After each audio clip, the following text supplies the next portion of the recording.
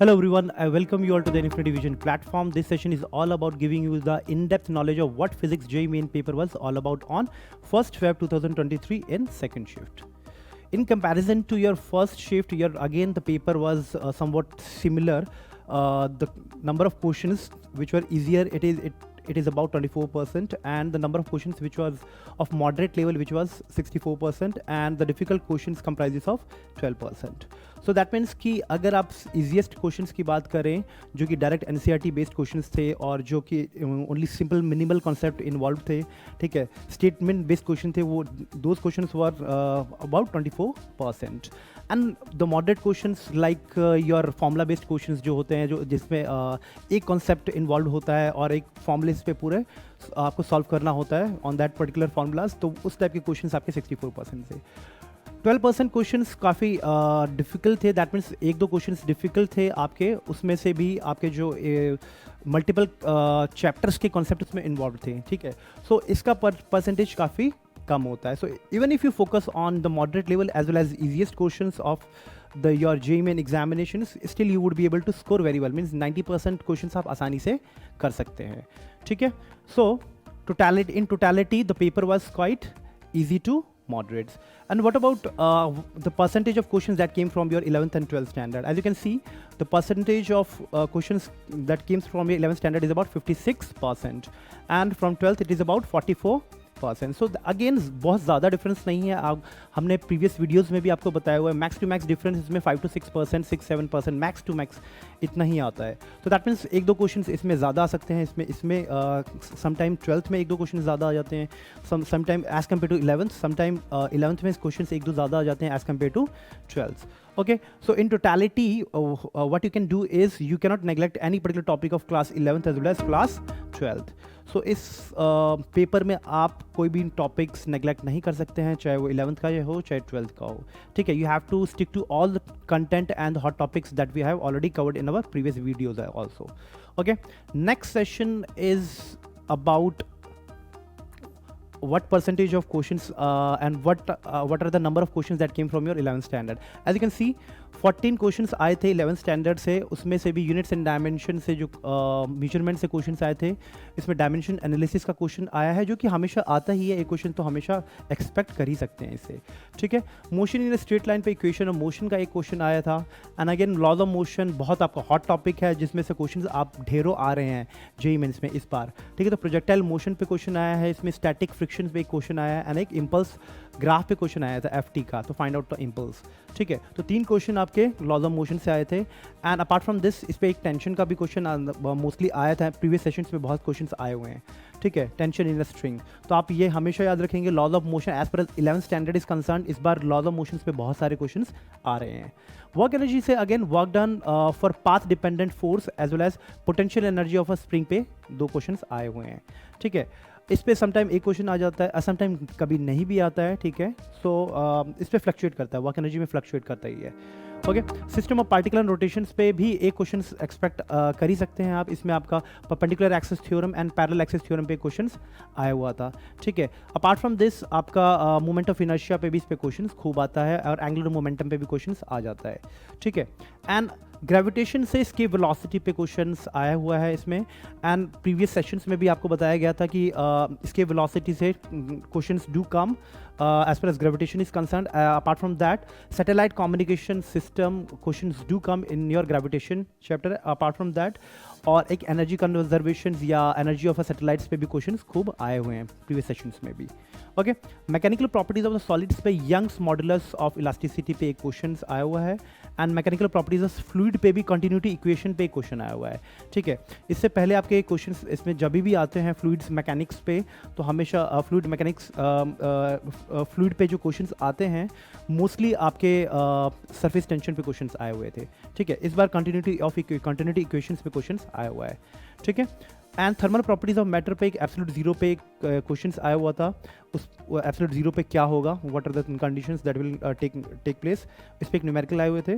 Thermodynamics पे again the efficiency of the Carnot cycle पे questions आया हुआ था, ठीक है. कार्नोट साइकिल पे पहले भी क्वेश्चंस आया हुआ है, एक दो क्वेश्चंस आए हुए हैं, ठीक है. अपार्ट फ्रॉम दैट थर्मोडायनेमिक्स पे मोस्टली आपके थर्मोडायनेमिक प्रोसेस पे क्वेश्चंस आते हैं. ओके, ऑसिलेशंस में आपका time period of a simple pendulum पे क्वेश्चन आया है, जो कि पहले भी आ चुका हुआ है, ठीक है। एंड ऑसिलेशन से सुपरपोजिशन ऑफ द वेव्स के भी क्वेश्चन खूब आए हुए हैं, ढेरों आए हुए हैं, ठीक है। So in totality, if I'll compare your 11th standard, what are your hot topics? Your laws of motion would be your hot topics, okay, and your oscillation would be your hot topics, because most of the times two three questions may come in your exam from oscillations, ठीक है। And इस बार तो work energy पे भी 2 questions आया हुआ है। And easy scoring area is your unit and measurement. Also some of the very easiest questions comes from your equation of motion. ये मोशन इन स्ट्रेट लाइन पे भी आपके क्वेश्चंस बहुत इजी आ जाते हैं। एवरेज वेलोसिटी पे क्वेश्चंस आए हुए हैं पहले भी, okay. So that means your laws of motion plays a very major chunk as per as your 11th standard is concerned, and you can easily score in unit and dimension से very well, because questions पे बहुत easy आते हैं। oscillations भी बहुत important aspect है आपका 11th standard से related, okay। work energy पे 2 question आए, and rest most of the chapter से 1 questions you can expect, ठीक है। एंड वो भी सिमिलर कंटेंट पे जो हमने पहले भी बात करते आ रहे हैं उसी पे ही आपके क्वेश्चंस आए हुए हैं, okay. And what about 12th standard? As you can see, number of questions that came from your 12th standard is about 11. And what are the chapter from which the questions came? As you can see, from electric charge and field, the questions came from Gauss law, okay। electrostatic potential and capacitance पे, capacitance of a solid and a hollow sphere पे question आया हुआ है। and your current electricity again plays a very major important role। again you are getting 2-3 questions from the same chapter, which I have told you in the previous sessions also, okay। so the questions came from KVL, voltmeter as well as equivalent resistance। so पहले भी sessions में आपको बताया गया था equivalent resistance, ये circuit पे questions आ जाता है, ठीक है। इस बार वोल्टमीटर पे भी क्वेश्चंस आया हुआ है एंड KVL पे भी क्वेश्चंस आ गया है, ठीक है। So your current as per as 12th standard is concern, your current electricity chapter plays a very much important role, okay, because most of the times 2-3 questions you can easily expect from current electricity। moving charge and magnetism से आपके 2 questions आए हैं। magnetic field at the center of a semi circular wire and magnetic flux पे एक questions आया हुआ है, okay। again previous sessions में भी आपको बताया हुआ है, आपको magnetic field around a current carrying wire के around बहुत सारे questions आए हुए हैं previously। so magnetism also plays a very much important role, okay। and apart from this, again इसके बाद आप इंडक्शन से, मैग्नेटिक इंडक्शन पे क्वेश्चंस नहीं आया था। रे ऑप्टिक्स में आपका कॉन्केव मिरर्स से रिलेटेड एक क्वेश्चंस आया हुआ है। And dual nature of radiations, as per as your modern physics is concern, the questions do comes from dual nature and of radiations पे हमेशा क्वेश्चंस आया हुआ है। And again the questions come from photo electric effect, ठीक है। तो और energy conservation पे अगेन एटम पे एक क्वेश्चंस आया हुआ है, एंड अगेन सेमीकंडक्टर पे भी जेनर डायट पे एक क्वेश्चंस आया हुआ है। As per as modern physics is concern, in the questions that comes in your examination is quite easier to solve, okay, and they are quite scoring at the same time. So 3-4 questions आपके modern physics including your semi conducting device as well as your communication system पे बहुत easiest questions आते हैं, जो कि बहुत scoring होते हैं। with less and minimal effort you can easily score well in your examinations as far as modern physics is concerned, okay। so in totality, if I'll talk about your whole 12th standard, current electricity plays a very much important role, and your modern physics is also very important because they are quite easier to solve, okay। few questions comes from your ray optics which is quite easier, and wave optics पे भी आजकल जो भी question आ रहे थे पहले जो previous sessions पे, वो भी पोलराइजेशन पे ही क्वेश्चंस आए हैं, ठीक है। Young's double slit and single slit experiments पे क्वेश्चन बहुत कम आए हैं, ठीक है। so what are the conclusion that you can get from this paper? so your laws of motion, current electricity and magnetism plays a very much important role, and also work energy पे questions आया हुआ है, but हमेशा नहीं आता, 2-3 questions sometime it doesn't come, so हमने इसको उसमें हॉट टॉपिक्स में नहीं लिया है।